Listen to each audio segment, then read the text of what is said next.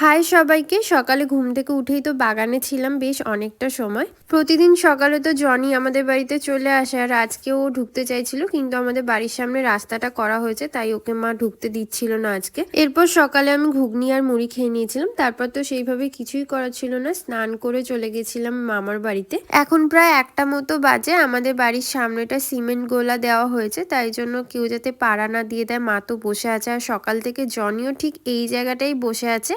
এরপর মামার বাড়ি চলে গেছিলাম। আজকে দাদুর বাৎসরিক স্মরণ সভা ছিল, ওখানেই দুপুরে খেয়ে নিয়ে বেরিয়ে পড়েছিলাম। ওখানে আশেপাশে অনেক চাষ করা হয়েছিল, লাল শাক, মূলো শাক, অনেক ফুল গাছও লাগানো হয়েছিল, তো সেগুলোই দেখছিলাম। এখানে সব থেকে ভালো লেগেছিল ধনেপাতার ক্ষেতগুলো দেখতে, যার যখনই দরকার হচ্ছিল ক্ষেত থেকে এসে ধনেপাতা তুলে নিয়ে চলে যাচ্ছিল রান্নায় দেওয়ার জন্য।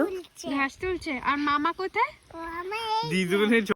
এরপর বেশ কিছুক্ষণ ঘোরাঘুরি করে চলে গেছিলাম আমার আরো একটা মামার বাড়িতে। এখানে এসে আমার খুব ভালো লাগছিল, ওরা সবাই ড্রয়িং করছিল, আর ড্রয়িং দেখতে তো আমার খুব ভালো লাগে। বেশ অনেকক্ষণ ছাদে বসে বসে আমরা গল্প করছিলাম, আর এখানে চলে গেছিলাম ফুচকা খেতে। আর ফুচকাটা দুর্দান্ত বানিয়েছিল, আমাদের বেলমুড়ির সেরা ফুচকা এখানেই মনে হয় বানানো হয়, এতটাই ভালো লাগে খেতে।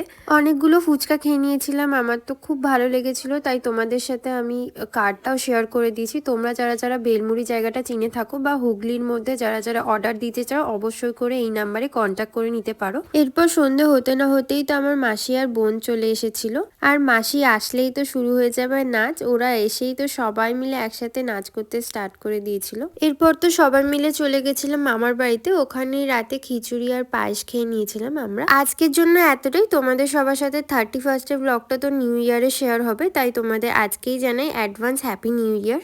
আজকের ব্লগটা ভালো লাগলে আমার ইউটিউব চ্যানেলটাকে সাবস্ক্রাইব করে দিও, আর কমেন্টস করতে একদমই ভুলো না। টাটা সবাইকে।